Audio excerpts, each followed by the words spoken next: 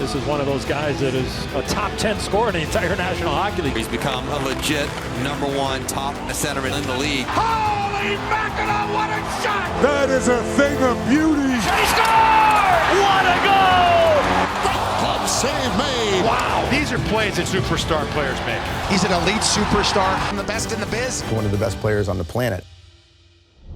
Welcome to the top 50 NHL players of 2019. I am Faisal Khamisa, and this is not overly difficult. It is exactly what the name is. Over the next 6 episodes, we will be counting down the top 50 players, 50-1 ahead of the upcoming season. Now, this is a list, and people were responsible for it, and you will be mad at some of the names on this list because your favorite might not be there. So the guys to direct your anger to are the 2 guys to my left, Rory Boylan, Ryan Dixon. He's already embracing it. You hear them on the Tape to Tape podcast, Sportsnet.ca NHL editors. Instrumental in putting this list together, but I won't put the blame solely on you guys. I will take it as well, so you can at me if you're mad at stuff. We're going through the list in segments, okay? We're going to do this through 6 episodes. We're going to have some bonus content along the way, but before we get into it, Rory, let us know what went into making this list. What are some of the qualifiers that went into ranking 50 to #1? So the first thing we had to decide was what the heck are we ranking here? Are we ranking guys by their careers or where they're going to go with these careers? And so we set on, this is a ranking of what these guys are going to do in the 2019-20 season, and that's it. You might take their career into consideration in terms of projecting what's going to come next for them, but in terms of where these guys fit on the rankings, it's just projecting this upcoming season. And then it's, how the heck do you compare a goalie to a defenseman to a forward? And so what I did was ranked the top centers, then ranked the top right wingers and left wingers, goalies and defensemen, and then try and put these all together in one list. And then I sent that list out to a few people whose opinions I respect on these types of things, one of whom is sitting to my right here Thank you very much. And voila, we get our top 50 list. Without getting into any spoilers, how much did you disagree with this list, or how much did you agree with this list? I think it was 95% head nod. There were a few things which I'm sure we'll get into where, I would have stumped for someone to move up or maybe tried to push them down a little bit, but it was more nitpicking than pounding the table saying, I think this list is upside down. So we're going to have those conversations as well. In every episode, we're going to take you through the respective players in said list. Then we're going to get into it. We know you'll have questions of it, and I'm going to try to ask as many of them as I can to these 2 to my left. So let's get started. Coming in at number 50, the captain of the Buffalo Sabres, Jack Eichel. Eichel fires under the crossbar. He scores a dazzling goal. Eichel cutting in on goal. He shoots a goal.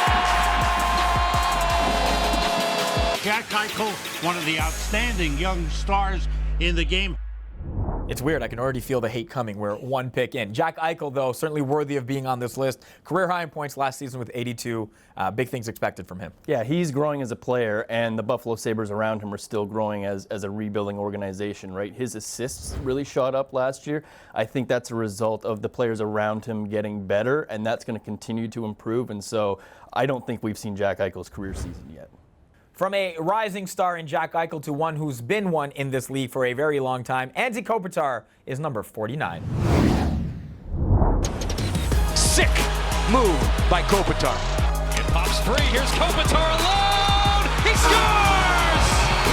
And in the slot, Kopitar. Nice move, and he scored, and that was spectacular.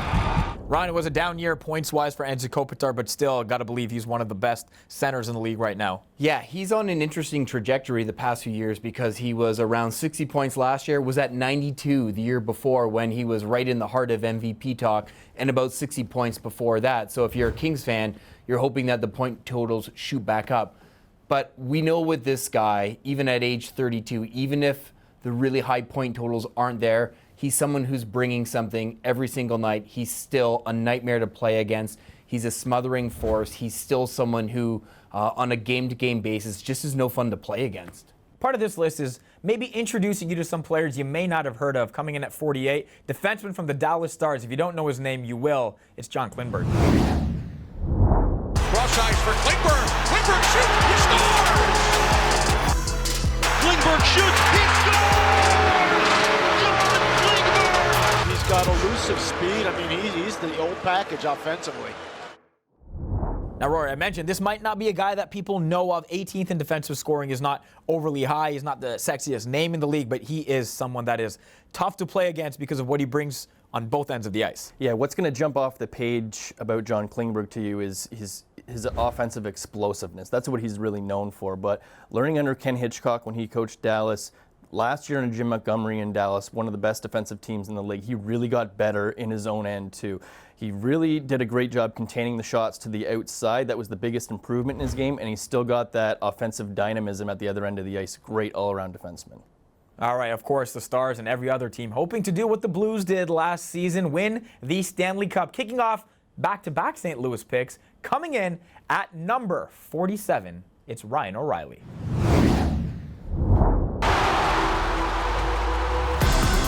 Ryan O'Reilly smoking hot, his third goal in 2 games. O'Reilly's just in fuego right now.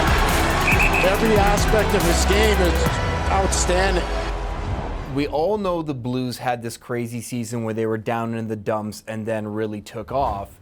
O'Reilly was great from the word go, and I kind of wonder what he was thinking in December when he forced his way out of Buffalo. Buffalo's on a 10-game winning streak, looks like they're going to make the playoffs, and St. Louis is toiling in the bottom of the league. Well, that all changed, and again, he was a consistent force throughout, one of the rare pieces in St. Louis that had it together from front to back, and I'll be curious to see if he kind of follows a Patrice Bergeron trajectory in his career, where his better point totals actually come once he flips over into his 30s. All right, well, if O'Reilly was the offensive leader of the St. Louis Blues, the defensive leader was the guy next on this list, number 46, Alex Pietrangelo. Back in comes Pietrangelo. Toe drag. And a shot. Score! And then Pietrangelo. Big hit by the captain. Pietrangelo is a pretty special player. He plays a lot of minutes, helps his team in any way he can. You look at a defenseman with just 41 points, not overly high in defenseman, scoring 27th actually, and scoring from the blue line in this new sexy scoring NHL that isn't maybe enough to jump off the page, but he's not a guy you want to play against. This isn't a fantasy hockey ranking, right? These are the guys that you don't want to play against. Pietrangelo, 2 years ago, he was the first quarter Norris Trophy favorite at that point, and he didn't end up winning the award, of course, but he's just a rock of that team. He's the heart and soul. He's so reliable. As Jay Bouwmeester starts to wind down his career, Vince Dunn is ramping up, but he's not quite ready to take on those top pair minutes every single night. Alex Pietrangelo is the rock who can do everything for the St. Louis Blues, so you can rely on him. Whether or not he ever wins a Norris Trophy is kind of irrelevant. He's at least a top 5, top 6, top 7 defender in the NHL every single year. The rock for the Toronto Maple Leafs this year very much was Frederik Andersen, having to stop a lot of shots. Our first goalie on the list comes in at number 45. Frederik Andersen, he's really solidified the goaltending for the Toronto Maple Leafs. Besser's backhand pass. Horvat stopped by Anderson. What a save by Anderson. What a save! My God.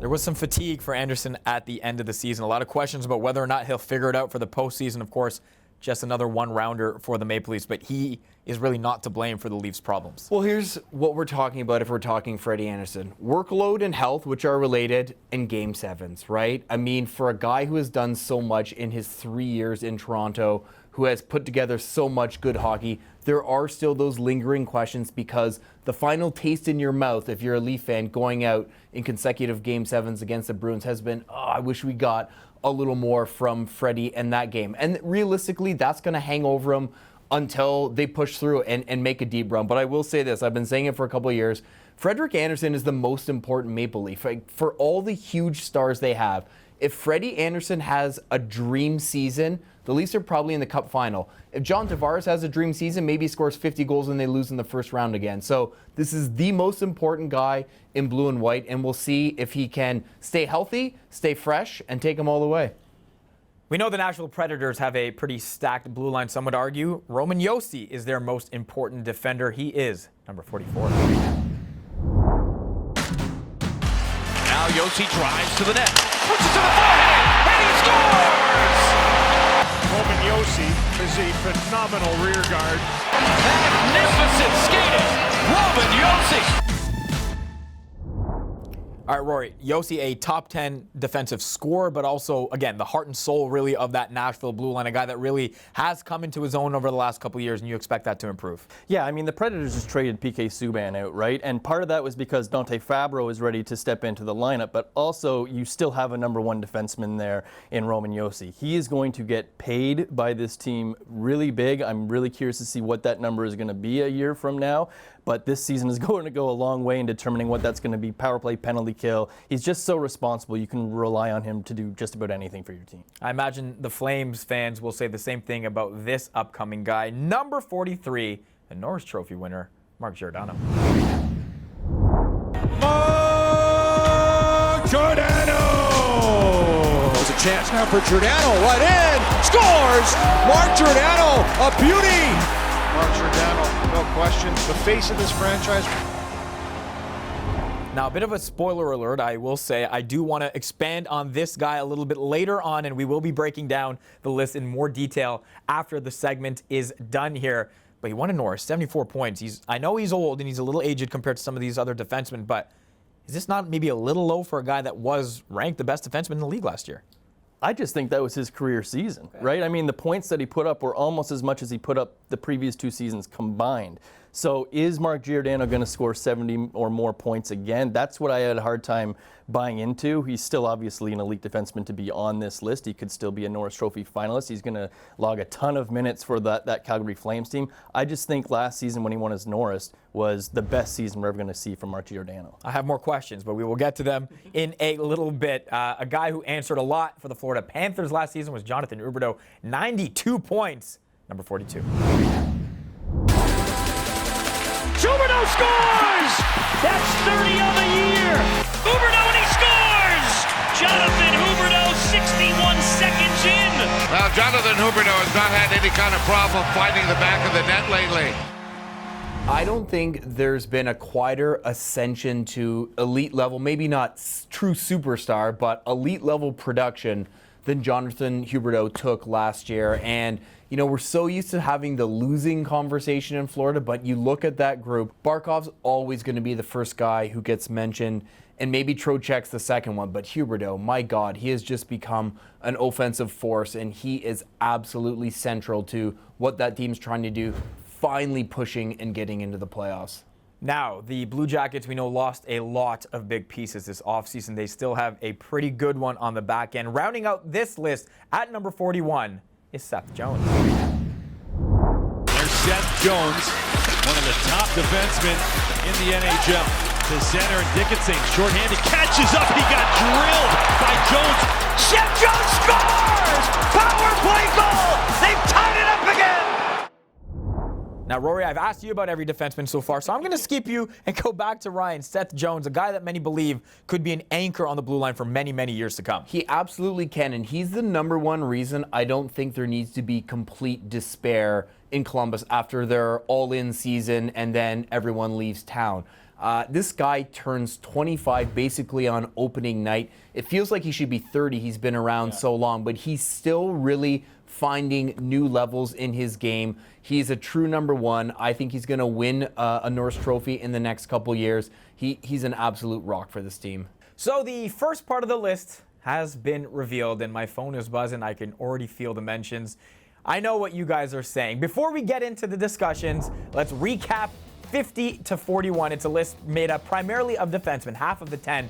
Blue liners, a goalie in there as well. But I want to start the conversation, guys, with number 49 and Anze Kopitar. Again, we know what he did 2 seasons ago, the 92 points. LA was a much better team than they were a season ago. But there isn't a widespread belief that the Kings are going to be overly good this season.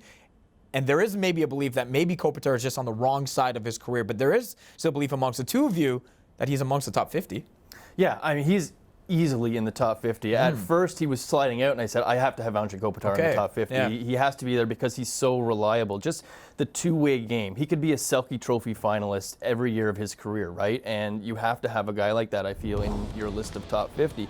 I don't think he's necessarily going to climb this list because I don't think this is the year the offense comes back from. I just see a Kings team that itself is kind of on the wrong side of its development. It's getting old, it's getting slower. Last year we saw their offense completely crater. It might improve a little bit this year, but I don't think it's going to be enough to bump up Kopitar's offensive totals. Again, this is not a fantasy list, That's right? right. This is a good hockey player in every part of the game. The point totals might not reflect that, though. That's right. I was going to reiterate that line as well, that this is someone who, you know, the whole is greater than the sum of the parts there, and he's someone who, even if he's putting up, 0-0-0 on a night, it doesn't mean that he hasn't been contributing. I mean, he's such a savvy vet at this point. But yes, I agree. I would be surprised to see things spike back up, largely because it's not like he's playing with top-flight offensive talent. Think of it this way. If Patrice Bergeron just craters offensively and scores 50 points this year, he's still going to be on your top 50 list next year. Or think of it this way. If Kopitar was between Pasternak and Marchand, what would his point totals be, right? Exactly, Yeah. exactly.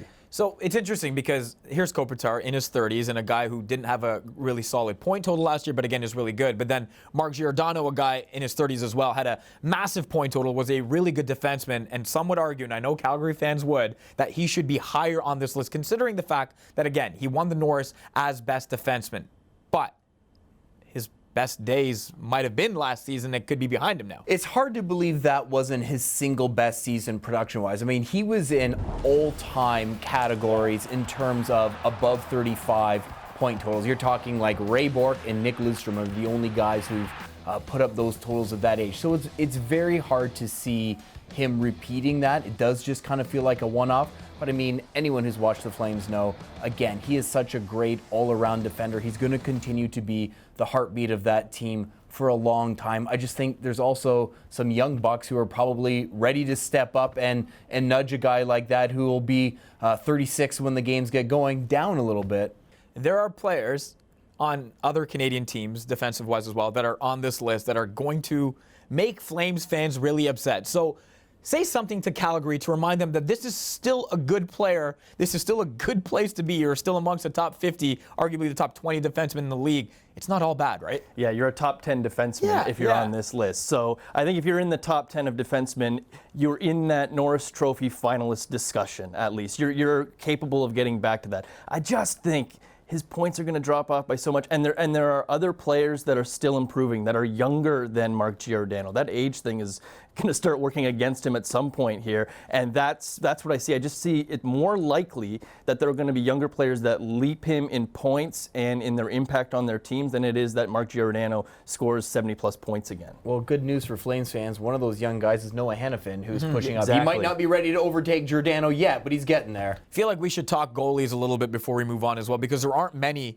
throughout this list. Just another spoiler there, so your favorite might not be there. But Freddie Anderson, again, mentioned, arguably the most valuable Maple Leaf there is, and so his importance goes beyond what he's doing in the playoffs, what his goals against average was in the last 15 games. Like, he is super important to this team's success. Yeah, absolutely. And we all know it's going to be a huge priority for the Leafs to manage his load. I actually think Michael Neuvirth, who's coming in on the PTO, has a good chance of making the team and maybe playing that 20 to 25 that they're hoping for. But yes, I think with Freddie, it's going to be all about, I won't go so far as to say the Kawhi treatment, but his health throughout the regular season is going to be a big deal, and it's going to be all about making sure he is on the tip of his toes and ready to go when the puck drops in the first round of the playoffs. So is that what it was last season? Just too many games, again, over the last couple seasons, I guess, for Freddie Anderson, finally kind of catching up to him? Yeah, I think so. And part of the reason why there's so few goalies on this list is because,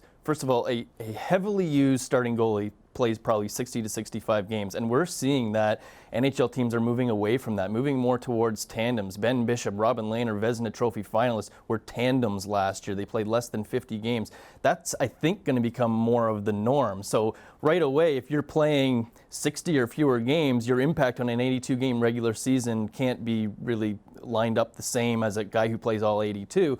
And so with the idea that the Leafs have to scale back Anderson's workload at least to some degree, I think his numbers should improve. But the thing with Anderson, and the thing I think you want more than anything in a goalie these days is consistency. You want to know what you're getting from him every time you put him out there. And the last 3 seasons, Anderson's save percentage has been either .917 or .918. So in terms of predictability and knowing what you get, Freddie Anderson is pretty money for what you're getting from him. I know Leaf fans will not care about that save percentage if it's another first-round exit, but we are a long, long way from that right now. All right, a thing we're going to do each and every episode is reveal a guy from the list that we just showed you, 50 to 41 in this example, that could be a little higher up a season from now when we do this list again. I'm going to go with a guy like Seth Jones, who if you ask around the league, he could be a top 5, top 10 defenseman already. Yes, he's young. Yes, he's growing. Yes, he's building. Yes, Columbus will struggle, but he's a guy I believe could be a little higher up in years to come. Ryan, I'll start with you. Who's a guy you think could take the leap? I like Jones, but Eichel's a guy who, if you told me, I think 6 guys got 100 points last season in the NHL. If 6 get it again this upcoming season, it wouldn't shock me if he was one of those guys. I just think he has that true top-of-the-class offensive ability. So he's a guy who I could see shooting up in, I believe, now year 5. He's got a running mate, Jeff Skinner, who's locked in. I think he's someone who's really got that potential to go into the top tier. Faisal, I love your pick of Jones, though. I just, he's going to win a Norris Trophy in his career, right? With where Columbus is at right now, they're going to struggle this year, and so I don't know if this is the year that he's going to break out. I thought last year might be it, and he started slow, and it's just tough for him to overcome. So given the team around him is kind of deteriorated this year, they're going to take a step back. That's why I have a hard time believing he's going to take a jump, but so my pick is Eichel. I agree. He could get to 100 points easily, and he could stick at 100 points, 95 points for a long time here. If he was on the Toronto Maple Leafs, if he was drafted by some other team that has rebuilt quicker here, everybody is thinking about Jack Eichel as, why is he so low on this list? He would be way higher than 50. We are counting down 50 to 1. That was 50 to 41. Join us next Sunday for the next installment. If you didn't see your favorite player yet, there's a chance he might be on this list coming up, or he just won't be on the list at all. And I apologize on behalf of these guys for that, because I know you're going to direct your anger at someone. But don't. Join us again. We'll have this conversation. We'll take your feedback. We'll see what we could do. Top 50 NHL players of 2019, 50 to 41. That's a wrap.